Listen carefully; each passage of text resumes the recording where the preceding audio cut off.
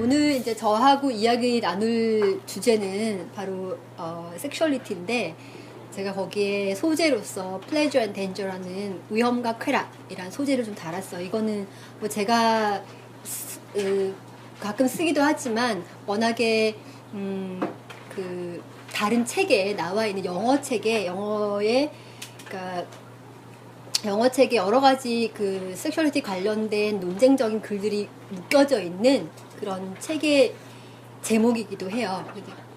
캐럴 벤스라는 사람이 엮은 책의 제목인데 중요한 어떤 논쟁의 지점이기도 한 것 같아서 일단 가져와 봤고요. 여기 선생님들께서 그 각 경험의 여러 가지 상황들이 다 다르시잖아요. 그래서 저는 조금 궁금한데, 물론 제가 오늘 가지고 온 같이 한번 이거는 그냥 오늘의 내용이라기보다는 갖고 가셔가지고 참조하시면 되는 내용이에요. 그러니까 일단은 이게 페미니즘 기초 이론이니까 섹슈얼리티에 대한 어떤 정의 같은 것은 이런 정도로 공유할 수 있지 않을까 해서 좀 가져와 본 것이고, 어디에 있냐면 워낙에 그 여성이론이란 잡지 아시나요 혹시? 모르시나요? 처음 들어보셔요? 네, 처음 들어보셔요. 네네네.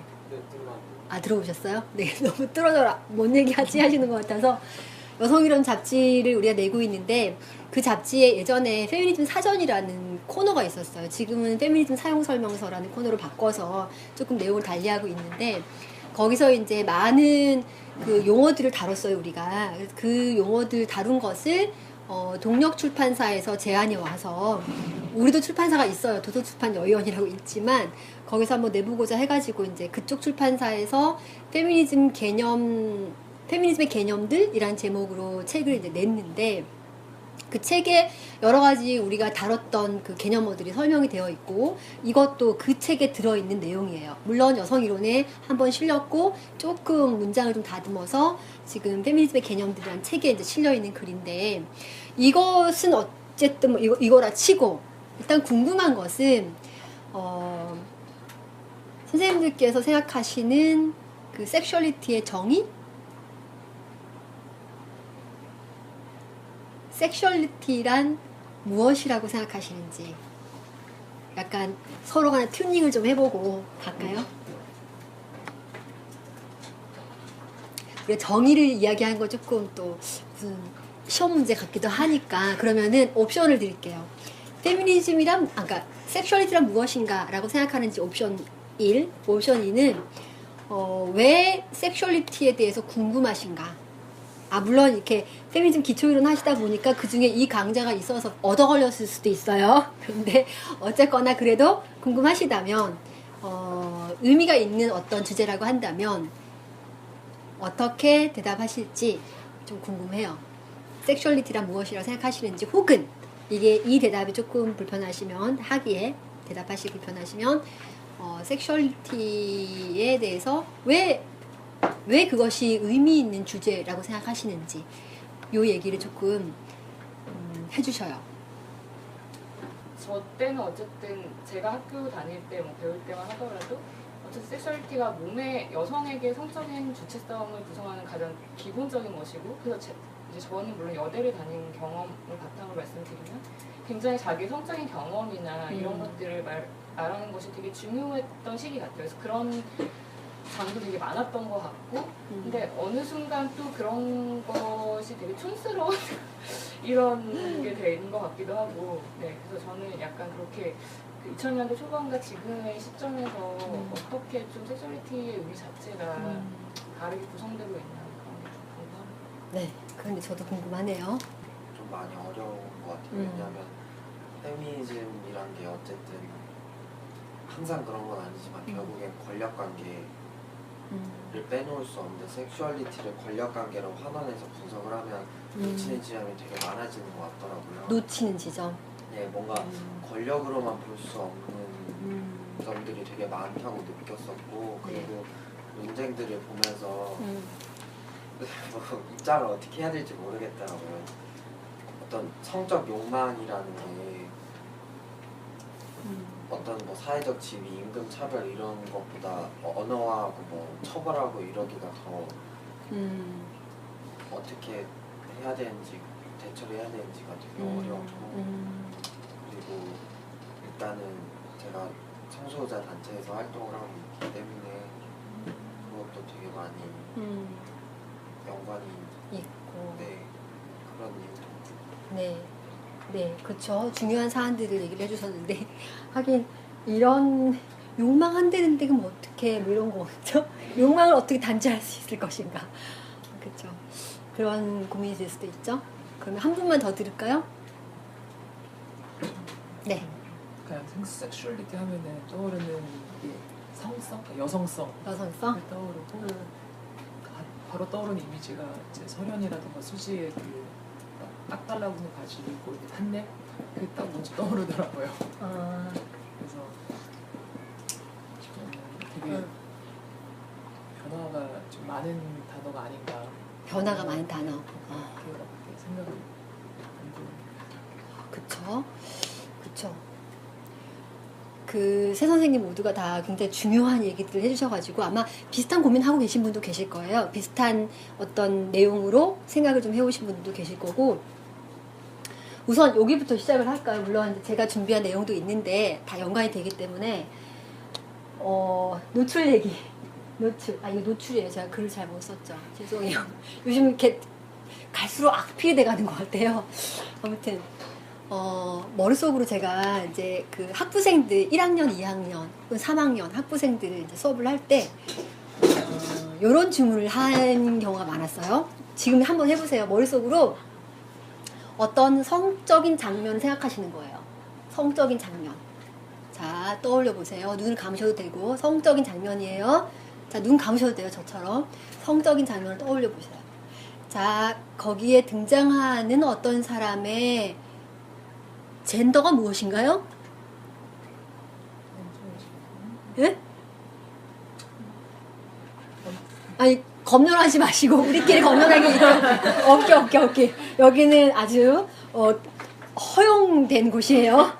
서로의 모든 이야기를 듣고 네. 어떤 젠더 혹은 뭐 섹스라고 해도 돼요. 어떤 이렇게 나눌까요? female, male로 나눌까요? 그러면은 아니면은 man, woman으로 나눌까요? 여성, 남성 그렇게 나눌까요? 그랬을 때 어느 쪽이세요?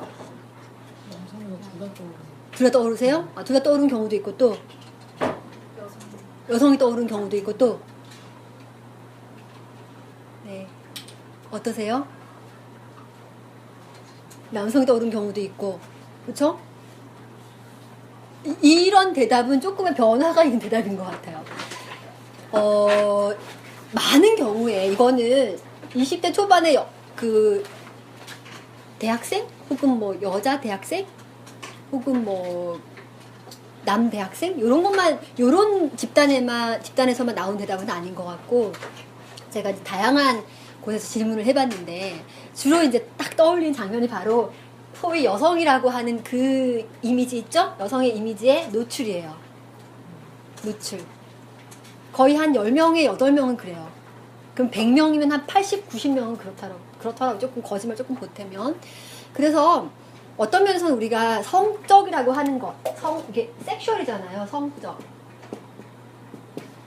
무엇이 성적인가? 라고 하는 이 질문에 대한 대답을 이미 우리가 갖고 있다라는 거예요. 하나의 이미지로서. 굉장히 정형화된 이미지로서 갖고 있더라고요. 그래서 그러면 당신은 어떤 여자분이 그렇게 대답을 했을 때 그럼 당신은 레즈비언이시겠네요? 라고 물으면 그렇잖아요. 여자가 성적인 모습을 상상하면 여자의 벗은 모습 이런 거 상상하게 되면 그럼 동성애자인 경우가 많을 거 아니에요. 젠더 따지면 그쵸? 우리가 이게 약간 여러 가지 지금 아까 말씀하셨듯이 복잡해졌어요. 얘기하기가. 그래서 뭔가 단어를 쓰기가 좀 복잡하니까 복잡할 수 있지만 조금 거칠게 지금 쓸게요. 그랬을 때 동성애자인가요? 그럼 레즈비언인가요? 라고 물었을 때 스스로에게 저는 아닌데요. 저는 이성애자인데요. 라고 대답한단 말이에요. 그러면 이성애자인데 머릿속에서는 성적인 모습이 남성의 벗은 모습이라든가 혹은 뭐 남성과 여성이 같이 뭐 벗고 있는 거라든가, 아니면 뽀뽀하는 거라든가, 아니면 뭐 안고 있는 거라든가, 아니면 뭐라도, 그쵸? 그런 장면이라든가, 이게 아니라 여성의 벗은 모습인가요? 라고 하면 본인도 놀라요. 화들 때 놀라요. 이런 경우가 있다라거나, 아니면은, 그쵸. 욕망이란 부분, 그래서 남성들이 이제 이런 얘기를 많이 하죠. 요거 최근에 왜 그 여자 선생님, 여교사를 남학생들이 남학교에서 일종의 희롱을 한 거죠. 성추행이라고 할 수가 있는데 일종의 간접적인 성추행이죠. 그 보는 앞에서 수업 시간에 자위행위를 했다라는 것은 여학생들은 남자 선생님 보는 앞에서 자위행위 하지 않잖아요. 그것도 집단으로 하지 않잖아요. 그리고 막 떠벌리지도 않잖아요. 그죠? 그랬을 때 이제 요런 행위에 대해서 많은 사람들이 이렇다 저렇다 얘기를 할 때 이제 한창 자라는 남자아이들이 소위 이렇게 얘기를 하죠. 한창 자라는 남자아이들이 자기의 욕구를 뭐 그렇게 해소할 수도 있지, 약간 일탈할 수도 있지, 뭐 이렇게 얘기를 한단 말이에요. 그랬을 때 그 욕망에 대해서, 제가 좀 오기 전에 이제 학부생들하고 수업을 하고 왔는데 그 학생들 중에 한 학생이 저한테 와서 선생님, 제 친구 때문에 고민이 돼요. 왜 고민이 돼요? 제 친구가 그 자기의 성적 욕망은 해결을 해야 되는데 해결하기 위해서 다른 뭐 큰 방법은 없고 뭐 고민을 하고 있어요. 그래서 자위를 할 수도 있고 그렇지 않을까? 라고 했더니 자위를 해요. 그런데 자위를 그냥 할 수는 없고 꼭 포르노를 봐야지만이 할 수 있다고 해요. 그래요. 근데 자기는 이 남학생은 반포르노주의자예요. 자기 절친은 포르노주의자인 거예요. 둘이 이렇게 뭔가 갈등이 있는 거죠. 그래서 저에게 어떻게 해야 될까요? 라고 물어요. 그랬을 때 그 친구는 이 학생은 자기 친구의 성적 욕망에 대해서 어떻게 접근하고 서로 대화를 해야 될까? 나는 너의 욕망을 존중해. 그러나 이렇게 해야 되는 걸까? 이것도 약간의 일상생활에서의 고민이 될 수도 있죠. 그리고 권력관계는 이제 이따가 pleasure and danger 할 때 얘기를 좀 할 거니까 이제 좀 그럴 텐데, 그리고 여기서도 이제 이 사전적 의미에서도 얘기를 하고 있듯이 섹슈얼리티의 정의는 사실 뭐 한간에는 섹스는 생물학적 성 말씀하셨듯이, 그 다음에 젠더는 사회적으로 구성된 성이라고 이야기를 해왔고, 섹슈얼리티는 섹스와 젠더를 포함하여 성적 욕망, 성적 행위, 성적 정체성, 무엇을 성적이라고 느끼는지, 혹은 성적 환상, 판타지, 모든 것을 포함한 굉장히 광범위한 스펙트럼을 가지고 있는 개념어다. 이렇게 정의를 해요. 왜 이렇게 정의를 하냐면 그만큼 딱 떨어지는 대답이 없기 때문이죠. 딱 떨어지는 대답이 없다라는 것은 정말 그만큼 변화무쌍, 말씀하셨듯이 변화무쌍한 개념이기 때문이에요. 만약에 이 섹스 젠더가 굉장히 고정된 답을 가지고 있다라면 섹슈얼리티라는 것도 더 이해하기 쉬울 거예요. 예를 들어서 섹스와 젠더가 정말 이항, 그죠? 이항이라는 것은 두 개의 항이잖아요. female, male 이렇게 두 개의 항으로 딱 이루어져 있고, 혹은 woman, man 이렇게 두 개의 항으로 딱 정해져 있으면, 불변하면 그냥 섹슈얼리티는 아무것도 아니고 그냥 이성애예요. 기존에 우리가 이야기하고 있는 것은, 그죠? 그래서 거기에서 조금 대안적인 혹은 대항적인 섹슈얼리티를 얘기할 때 그럼 동성애네? 이렇게 얘기를 가는 거죠. 그런데 과연 그런가라고 사람들이 이제 질문하기 시작했잖아. 예를 들어서 이 사람이 아니구나. 이 얘기를 한 버틀러 같은 사람은 젠더라는 것이 그럼 과연 그렇게 섹스랑 다른 거야? 뭐 이런 얘기까지. 이거는 90년대 얘기거든요. 90년대가 아니라 90년에 이 얘기를 했거든요. 지금 2017년이니까 17년 전에 이 사람이 이 얘기를 한 거예요. 그래서 사실상 새로운 이야기도 아니에요.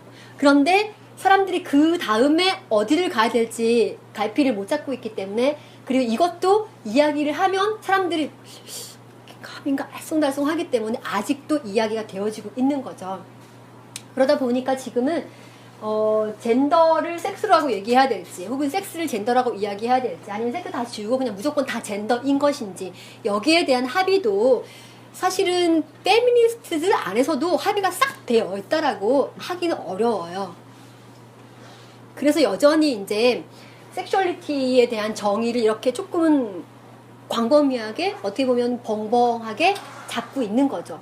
이 정의가 틀린 거냐? 틀리진 않아요. 워낙에 이것저것 다 넣어놨기 때문에. 그럼 워낙에 이것저것 다 넣어놓은 게 잘못된 거냐? 그렇지도 않아요. 왜냐하면 그것도 다 관계되어 있기 때문에. 그래서 이 정의가 사실상은 이렇게 정의 내릴 수밖에 없는 게 맞죠. 복잡한 정의죠. 그래서 섹슈얼리티가 뭐라고 생각하세요? 라고 하는 질문에 대해서는 그냥 아마 저 정도의 대답을 하시면은 그게 무난하게 갈 거예요. 섹슈얼리티라는 것은 무엇이 성적인지, 그리고 어떤 성적 욕망을 거기에 성적 욕망, 성적인 것을 규정하는 어떤 기준, 성적 정체성, 판타지, 행위, 이런 모든 것들을 다 포함한 개념이다. 이렇게 정의하고 가면 틀리진 않은 정의이기 때문에 그렇죠. 자, 그런데 오늘의 이 수업이, 이 강의가 기초 이론이잖아요. 그래서 기초 이론이니만큼 조금 짚고 넘어가야 될 것들이 있다고 생각을 해요. 그래서 조금 짚고 넘어갈 것들을 말씀드리고 다시 섹슈얼리티 돌아와 볼 텐데요. 선생님들 물론 이제 그 단체에서, 성소수자 단체에서 일하시는 분도 계시고 2000년도 학번으로서 직장 생활을 하신 분도 계시고 다양하신데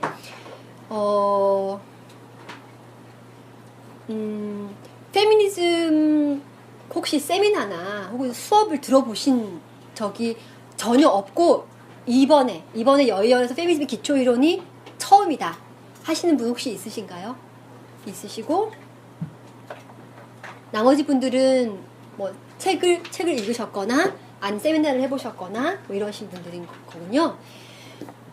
그러면은 이제 이 논의가 익숙하실 수도 있고, 의외로 또 이런 논의를 요즘 안 하기 때문에 조금 덜 익숙하실 수도 있는데, 조금 그래도 우리가 약간의 갈래를 좀 잡고 간다는 의미에서 얘기를 좀 해보면, 지금 우리가 하는 이게 그 섹솔로지 아시죠? 성과학이라고 하기도 하고, 성학이라고 하기도 해요. 그 제주도에 성박물관 2개가 있잖아요. 있거든요. 가보신 분. 네, 가보셨고. 한번 제주도 가시면 시간 많이 남으실 때, 시간 안 남으시면은 딴 데 가시고요. 곶자왈, 뭐였더라? 사려니 숲 이런 데 가시고, 돌방모 이런 데 가시고, 시간 조금 남으면 한번 가보세요. 좀 재밌긴 해요. 엄청 웃겨요. 웃긴데, 성과학에서도 사실은 성에 대해서 이야기를 하죠. 그런데 페미니즘에서 이야기하는 섹슈얼리티와 성과학에서 이야기하는 섹슈얼리티는 조금 층위가 달라요.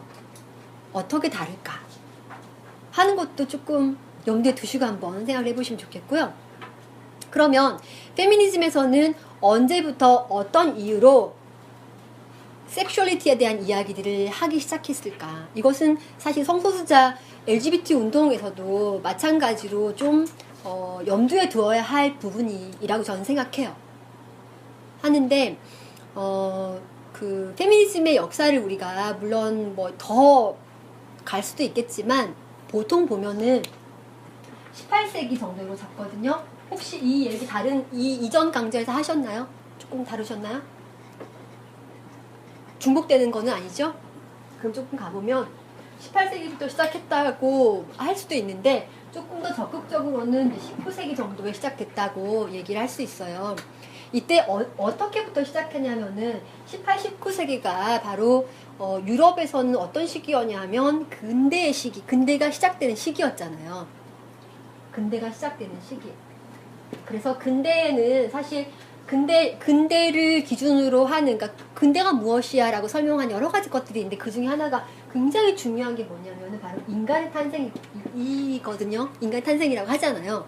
그 이전에는 인간을 중심으로 한 생각을 안 하다가 신 중심으로 한 생각을 하다가 근대부터 인간을 중심으로 한 생각을, 그래서 인본주의라는 사상이 생겨났잖아요. 그 전에는 신본주의잖아요. 근데 인본주의. 그러다 보니까 인간을 중심으로 이제 전 세계를, 세상에 대한 인식을 하기 시작한 거죠. 그러다 보니까는 사람들이 어떻게, 뭘 하게 됐냐면, 인간이 무엇인가라는 고민을 하게 됐겠죠? 이때 근대에 나온 학문 중에 굉장히 중요한 학문이 바로 생물학이었는데, 생물학이 뭘 했냐 하면 바로 분류를 했잖아요. 살아있는 것들을 분류하기 시작했어요. 그래서 어떤 거가 인간인지 어떤 거가 인간이 아닌지 분류하기 시작했잖아요. 그래서 인간과 어떤 거 동물로 분류하기 시작했어요. 그래서 인간을 동물계로부터 떼어냈죠. 그래서 우리 생물학 하면 종속과 뭐 관계 이런 거 기억나시죠? 그죠?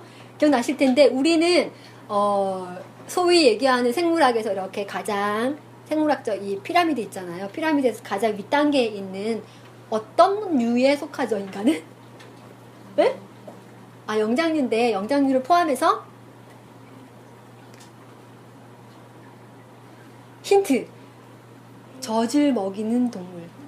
그렇죠? 포유류에 속해요, 인간이. 포유류에 속하는데 제가 방금 말씀을 드린 거의 힌트가 있어요. 포유류는 젖을 먹는 동물이 아니라 젖을 먹이는 동물이에요. 자, 그럼 여기에 젖을 먹이는 동물 중에 소위 젖을 먹이지 않는 동물이 있잖아요. 이 여기에 포함된 중에 누가 그래요? 응? 아, 수컷? 아까 그러셔가지고 좀 메일 종류는 젖을 먹이지 않잖아요. 그러면은 인간이 아닌가? 아니죠. 인간이죠. 피메일은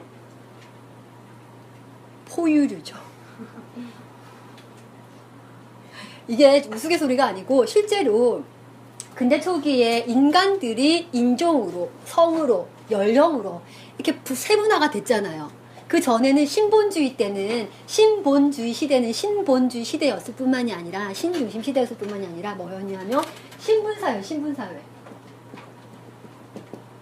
신분사회였기 때문에 내가 여성인지 남성인지, 내가 나이가 어린지 나이가 많은지, 혹은 내가 뭔지 다 중요하지 않았잖아요.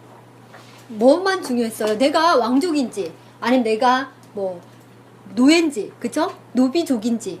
노비는 족이 아니죠? 뭐라고 그러죠?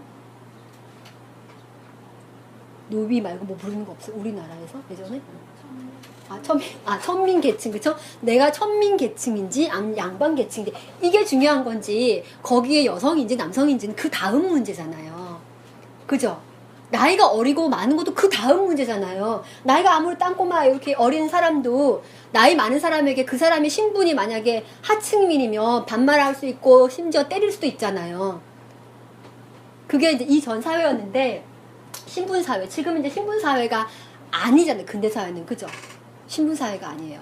신분사회가 아니기 때문에, 신분사회가 아닌데 그러면 이 인간들이 어떻게 관계를 맺어야 하는가를 뭔가 규칙을 정해야 될 거 아니에요. 신분사회에 있다는 딱 정해져 있으니까 규칙 정할 필요 없고, 이미 정해져 있죠, 규칙이. 신분이란 규칙이. 근데 지금은 아니니까 어떻게 정해야 되잖아요. 그쵸?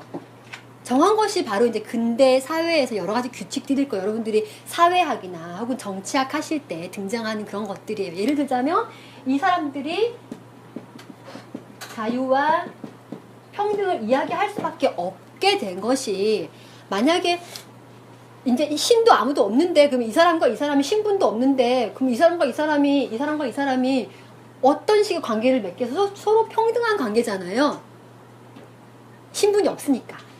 그죠? 신분이 붕괴되고 타파됐으니까 서로 평등해졌잖아요. 그죠? 근데 평등해졌는데 만약에 서로로부터 자유롭지 않으면 평등할 수가 없잖아요. 그러니까 이 두 가치는 항상 같이 갈 수밖에 없어요. 그죠? 자유와 평등.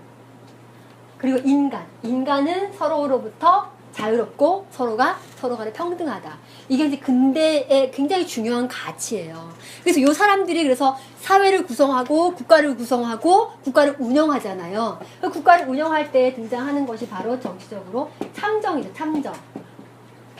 그죠? 참정. 정치에 참여할 수 있는 거. 그래서 이거를 권리라고 두잖아요. 참정권. 누가 가지냐면 시민이 갖잖아요. 그죠? 자, 이 얘기를 왜 하냐면 여성들은 19세기에 이런 큰 변화가 있었음에도 불구하고 당시의 여성들은 여러분들이 뭐 서퍼러지트 영화도 보셨을 거고 책도 읽으셨을 거고 세미나도 하셨을 거고 다양한 걸 하시면서 알고 계신 내용들이에요. 당시 여성들은 이게 없었어요. 즉 시민이 아니었어요. 즉 인간이 아니었던 거죠. 그래서 19세기 여성들에게 가장 중요한 문제는 뭐였냐면 바로 인간이 되는 문제였어요. 인간이 되는 문제. 자유와 평등을 남성들이 누리는 것과 똑같이 자기도 성취하는 거죠. 그래서 많은 여성들이 사실상 막 교수형에 처해지고 막 말에 받쳐 죽고 막 감옥에 갇히고 막 고문받고 막 그랬잖아요. 그래서 섹슈얼리티는 이 당시에 나온 용어가 아니에요. 이때는 뭐가 가장 중요했겠어? 인간이 중요한 거죠. 인간이. 그래서 이런 이제 참정권 중심의 운동들을 우리가 뭐라고 페미니즘 그 사류가 있어. 사류. 사상적 조류들을 얘기할 때 요 당시에 등장하였고 지금도 여전히 큰 힘을 발휘하고 있는 사상적 조류가 바로 자유주의 페미니즘이에요.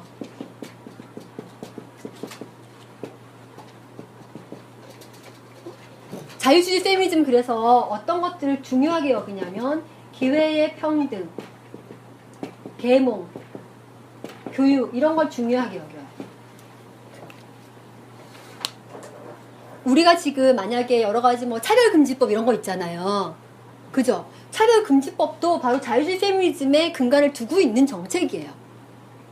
차별을 금지하지 말라라는 것은 기회를 똑같이 주라는 거잖아요. 그죠? 그리고 여러분들이 알고 계시는 뭐 여성연합 이런 단체들 있잖아요. 그런 단체들도 뭐 민우회, 여성연합, 여성의 전화, 여성연합 조금 다를 수 있네요. 민우회, 그 다음에 여성연합 이런 단체들은 주로 이런 물론 민우회 노동 문제를 많이 다루니까 또 다르기도 하네요. 그럼 여성연합으로 추격해 볼 수 있네요. 여성연합 같은 조직은 이제 자유주의 페미니즘에 조금 더 경향성을 가지고 있는 그런 단체라고 얘기해도 크게 틀리지는 않죠. 그게 그러면 나쁜 거냐? 뭐 딱히 나쁠 건 없겠죠? 왜? 여전히 차별은 있으니까 딱히 나쁠 건 없을 텐데 어쨌든 자유주의 페미니즘이 이렇게 등장을 했는데 여기에서 이제 이 운동을 통해서 얻어낸 성과가 뭐냐면 바로 참정권이었고 이것은 여성의 시민되기 운동이었죠. 여성의 시민되기는 결국 여성의 인간되기 운동이었죠. 그래서 이때 당시에 이 여성들이 성과 관련해서 섹슈얼리티와 관련해서 주장했던 거는 뭐였을까요? 성적 자유? 보다는 뭐였을까요? 응?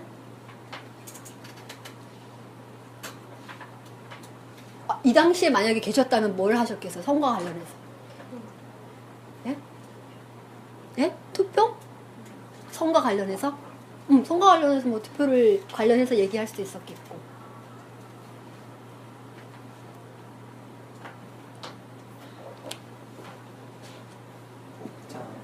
예? 복장 같은 거?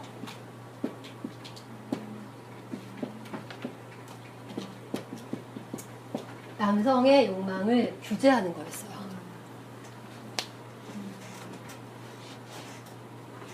왜냐면은 이거는 이것과 연관이 돼요. 기회평등은 계몽이 있죠, 계몽. 계몽주의가 굉장히 중요한 가치를 가져가는 게 뭐냐면 이성과 합리성이거든요. 이성과 합리성. 그래서 인간 다음에 핵심 에센스는 뭐냐면 감성, 욕망, 욕구 이런 거 아니에요. 뭐예요? 지성과 이성과 합리성 이거예요. 그래서 내가 어떤 사람이 인간답다라고 이야기할 때 이걸 갖추고 있다라는 걸 당신이 얘기했던 거죠. 감성, 뭐 욕망 이런 건 다 열등한 것이고. 그래서 여성들도 나도 똑같이 인간이야라고 주장할 때는 바로 이 얘기를 하는 거예요. 나도 욕망, 감성 이런 거 별로야. 나도 인간다운 사람이야. 이렇게 주장을 하는 거죠. 그러면서 남성들에게 요구한 것도 이거였어요. 당신이 그렇게 인간다우려면 동물적인 욕망을 통제해라. 이거였어요. 그래서 1부, 2처, 3처, 4처, 5처 이런 거 하지 마. 1부, 1처 해. 당신들이 나에게 1처, 1부를 요구한다면 그게 합리적이고 이성적이라고 우리가 동의하자. 그럼 당신도 1부, 1처 하라. 이런 요구죠. 그래서 축첩제도 없애고, 우리도 식민지 시기에 일제강점기 때도 여성운동이 있었어요. 당시에도. 그리고 이혼도 막 하고 이랬었거든요. 그쵸? 나혜석 씨의 그때 당시에 글을 보면 어휴 펄펄 날아요. 엄청 앞서간 생각이 앞서갔던 사람인데, 당시에도 이제 여성들의 그래서 여성들의 성적 주체성, 자율성 이런 것들을 주장했던 시기였죠, 당시가. 그래서 보면은 뭐 이혼의 자유, 그리고 연애의 자유, 자유연애 이런 걸 얘기를 했잖아, 당시에. 그래서 그런 것들을 했었기 때문에 어떻게 보면은 이 19세기의 자유주의 페미니즘과 어떤 면에서는 당시에 지금 조금 변형이 됐다고 할 수가 있어요. 자유주의 페미니즘과, 그러니까 19세기에 등장했던 자유주의 페미니즘과 섹슈얼리티와의 관계는 그렇게 잘 요즘처럼 우리가 생각하듯이 막 엮여있지는 않다라는, 별로 얘기를 안 했다. 주로 규제와 통제 이런 걸 얘기했고, 규제와 통제를 누구한테 얘기했냐면 남성들에게 요구한 측면이 있었다. 왜냐하면 자기들도 사실상은 그런 걸 누릴 상황이 아니거든요. 이거 자유롭게 해봐야. 왜냐하면은 당시 여성들에게 뭐 허용되었던 직업의 자유가 있었겠어요? 아니면은 무슨 소득이 보장되었겠어요? 그쵸? 직업도 없고 소득도 보장되어 있지 않고, 즉 아버지가 가부장권 여성이 강력하게 있으니까 아버지에 의존해서 생계를 유지하다가 아버지가 나의 소유물인 너를 이제 너의 남편의 소유물로 준다 하고 결혼식장 가서 손을 이렇게 건네잖아요. 그럼 남편의 소유물이 돼요. 그죠? 그렇게 살아가야 되는 시기였어, 당시가. 그렇기 때문에 여성의 성적 자유를 논할 계제가 아니에요. 그래서 이 사람들은 스마트하기도 하고, 당연히 그 다음에 전략적이기도 한 방식으로 그런 이야기는 하지 않았죠. 그것이 언제 등장했는가? 우리가 지금 많이 이야기하고 있는 시기에 요 얘기들이 등장했다라고 하면 크게 틀리진 않아요. 바로 20세기죠. 20세기인데 이 시기를 언제쯤이라고 보냐면 1960년대부터 우리가 알고 있는 1970년대 이 정도까지. 이거는 년이 아니고 년대예요. 왜냐하면 또 1980년대 이후부터는 물론 이것을 이제 한국을 중심으로 보는 건 아니고, 페미니즘의 어떤 사상적 조류가 먼저 등장했던 소위 북유럽이 아니라 그 북미와 유럽 중심의, 서유럽 중심의 이제 이야기를 할 수밖에 없는 건데, 그렇다고 해서 한국이 이 논의에서 완전히 그냥 나몰라라하고 배제되어 있었던 것은 아니라고 생각해요. 왜냐면은 일제강점기 때도 굉장히 사회주의 페미니즘이라든가 이런 사상적 조류와 굉장히 긴밀하게 교류를 하였기 때문에 그렇습니다. 하여튼 그래서 60년대, 70년대에 이제 등장한 게 바로 뭐였냐? 혹시 뭐였을까요? 혹시 이전에 다른 내용들 중에 혹시 없었어? 우리 한국에도 지금 그렇게 이야기할 수 있는가? 그들을 이렇게 얘기하기도 하는데. 그쵸. 아이고. 급진적 페미니즘이라고 이제 부르는 조류예요. 근데 급진이라고 하면 어떤 생각이 나세요? 급진의 의미가 무엇일까요? 응? 혁명. 오, 좋네요. 혁명. 그럼 혁명적이라는 것은 무엇일까요? 뿌리를 뽑는. 아, 그렇죠. 근본적인 꿀을 뽑는다. 이 대답이 너무 나오기 기다렸어요. 왜냐하면 잘 안 나오더라고요, 이 대답이. 이게 영어로는 레디컬이잖아요. 레디컬리즘인데, 이 레디컬이랑 비슷한 그 용어가 뭐냐면 바로 이레디케이트잖아요. 이레디케이트가 뭐냐면 뿌리를 뽑다라는 말이잖아요. 그죠? 뿌리를 뽑다. 즉 뿌리를 뽑는 발본색원하는 건 거예요, 이게. 그러면은 발본색원을 하려면 뿌리가 어디인지를 알아야 되잖아요. 도대체 이게 뿌리가 무엇인가? 근데 무엇의 뿌리를 찾았을까도 물론 또 중요하겠죠. 무엇의 뿌리, 즉 문제가 있고 그것의 뿌리가 무엇인가. 이제 요 고민들을 이 시기에 하기 시작했는데, 요 시기에 이제 흥미로운 것은 어떤 일이 벌어졌는가 하면 60년대가 우리는 뭐 하고 있었어요? 전후죠. 전후라서 이제 막 뭐 집 짓고 뭐 그죠? 이런 거 땅 길 닦고 이런 거 하고 있었는데, 그러느라 바빴는데, 그럼에도 불구하고 이 시기에 그래도 막 유학 간 사람도 있어요. 미국 유학 가고 와가지고 막 다 막 교수하고 이런 사람들 있잖아요. 있는데 60년대가 특히 이제 미국을 중심으로 얘기를 해볼게요. 왜냐면 이 조류가 바로 미국을 중심으로 북미, 그쵸? 미국을 중심으로 이렇게 발전해서 어떻게 보면은 전 세계적으로 영향을 미쳤다라고 할 수가 있기 때문에, 이 시가 뭐였냐면, 이제 우리도 전후지만 미국도 전후예요. 그쵸? 2차 세계대전이 끝났고.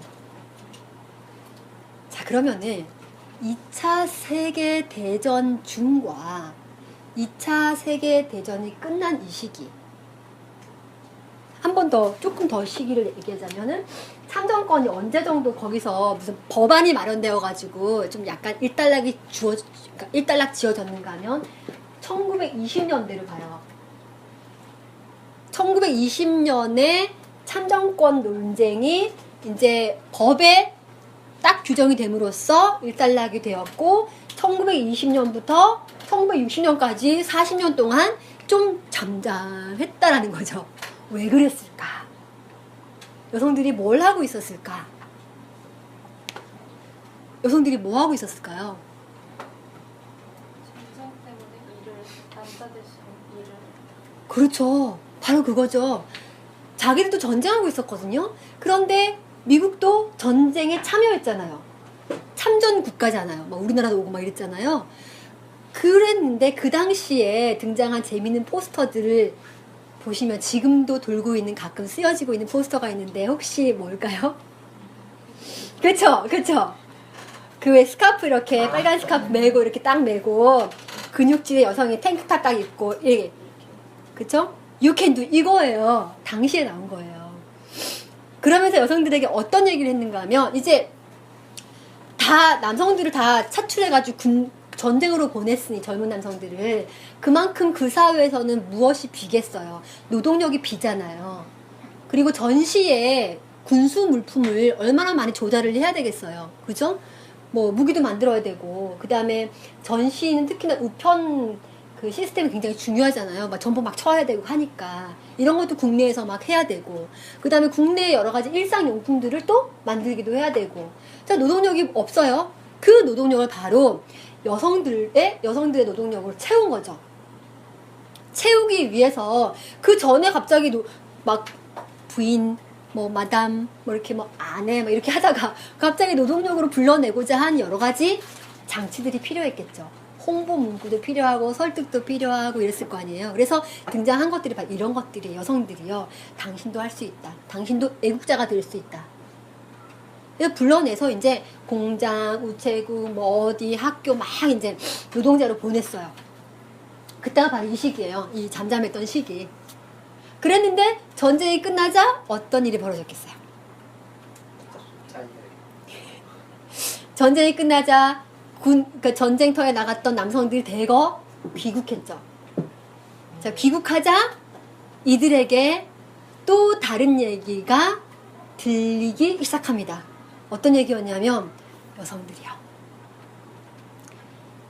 진정한 여성이라면, 이거 중요해요. 진정한 여성이라면 당신이 있어야 할 곳은 당신을 사랑하는 남자의 품 안이다. 이렇게 얘기를 해요. 그래서 많은 여성들이 일터에서, 임노동에서 무임 가사 노동의 현장으로 돌아갔어요. 결혼도 하고 이렇게 돌아갔어요.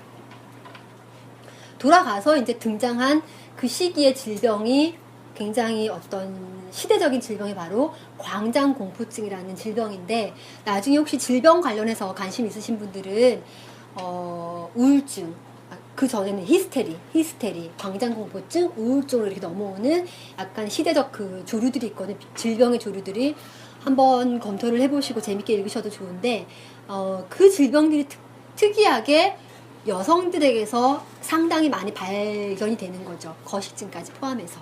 그래서 그것들을 젠더화된 질병이라고 얘기하는데, 그건 우리 오늘의 핵심은 아니니까. 자, 그래서 갔는데, 그 전에 이제 여성들이 막 이렇게 뭔가 여러 곳곳에 있었을 거 아니에요. 그죠? 이 시기 전에는 곳곳에 있다가 대거 이제 소위 가정으로 돌아가자. 여러 가지 이제 질병이란 문제도 생겼지만, 여러 가지 이제 관계 문제, 막 온갖 문제들이 생기는 거예요. 생겨서 여성들이 그동안에 뭔가 한번 성취를 이뤘고, 그 다음에 열심히 집 안팎에서 활동을 했기 때문에 별로 큰 문제의식을 안 느꼈을 수도 있고, 전시기 때문에 굉장히 바빴을 수도 있고, 하다가 전후가 되고, 여러 가지 이제 가만히 돌아가는 소위 꼴을 보아하니, 어라? 이게 뭐지? 싶었던 거죠.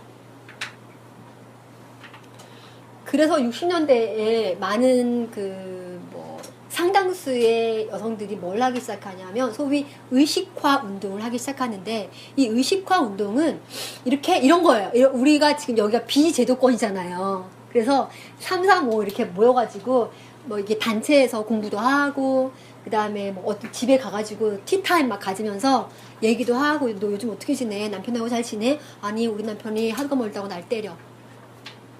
어제는 뭐 어떤 남자친구를 만나는데 나 강간당했어. 나 어렸을 때 우리 아버지가 나 성폭력했어. 뭐 이런 얘기들을 학교에서는 안 하고 못 하잖아요? 하는데 자기들끼리 이렇게 5명, 혹은 3명, 혹은 10명 모여가지고 하다 보니까 막 얘기가 나오기 시작하는 거예요. 그래서 여성들이 나는 이게 나의 개인적인 문제였고, 내 남편이 이상하고, 내 남편이 못됐고, 내 남편이 폭력적이고, 우리 아버지가 이상하고, 그 다음에 내 남자친구가 그래서 그렇고, 이렇게 생각했는데, 그리고 내 남편은 내가 성적으로 내가 남편하고 하고 싶건 안 하고 싶건 아무 상관이 없고, 나의 욕구는 아무 상관이 없고, 자기가 하고 싶을 때 와가지고 그냥 덮치고 자기 사정하고 끝. 난 그게 정상적인 줄 알았는데, 그리고 다 나처럼 사는 줄 알았는데 보니까 이게 아니었던 거죠. 그래서 당시에 등장하기 시작한 운동이에요. 이게 운동이자 어떤 조류예요. 그래서 이 사람들이 깨닫게 된 것은, 자유주의자들은 기회평등과 교육, 계몽 이런 것들을 중심으로 이야기하고, 그것들만 이루어내면 뭔가 세상이 달라질 줄 알았거든요. 근데 물론 세상이 달라졌어요. 참정권을 안 가지는 것보다는 가지는 게 달라진 거잖아요. 차별금지법이 없는 것보다는 차별금지법이 있어야 차별 덜 당하잖아요. 그죠? 그래서 달라진 건 맞아요. 근데 내가 생각한 것만큼, 내가 이런 세상이 와야 되지 않는가라고 생각하는 것만큼 내 삶에서 그렇게 근본적인 변화가 뭔가 안 이루어진 것 같은 거예요. 나는 여전히 두들겨 맞고 있고, 강간당하고 있고, 그 다음에 소득도 없고, 어디 취업할 때도 없고, 뭐 이런 거예요. 그래서 여전히 나는 좀 덜 인간 같아. 인간다운 생활을 못하고 있어. 이런 문제의식을 가지게 된 건데, 2가지 종류의 이제 생각들이 이 당시에 이제 등장하는데, 하나는 이제 급진적 페미니즘이고, 또 하나는 그냥 사회주의 페미니즘이라고 할게요. 왜냐하면은 막스주의 페미니즘도 등장했는데, 막스주의 페미니즘은 이 정도에 걸쳐 있다라고 하면 되니까. 있는데, 급진적 페미니스트들은 이제 좀 더 급진적으로 이야기를 하기 시작했죠. 급진적 페미니스트들 중에서도 조금 인간다움을 혹은 자유와 평등을 좀 더 강조한 사람들이 있고, 그렇지 않고 남성성이라고 하는 것을 조금 더 문제 삼는 사람들이 있었어요. 그래서 요 조류가 한편에서는 급진적 페미니즘 안에, 한편에서는 우리가 소위 이제 문화적 페미니즘이라고 하는 이 조류가 있긴 한데요. 이렇게 이 얘기를 이제 왜 드리냐 하면 요 지금 조류들이 있죠. 20세기에 등장한 이 조류들이 바로 섹슈얼리티와 페미니즘 안에서 섹슈얼리티 논의와 굉장히 긴밀하게 연관되어 있기 때문에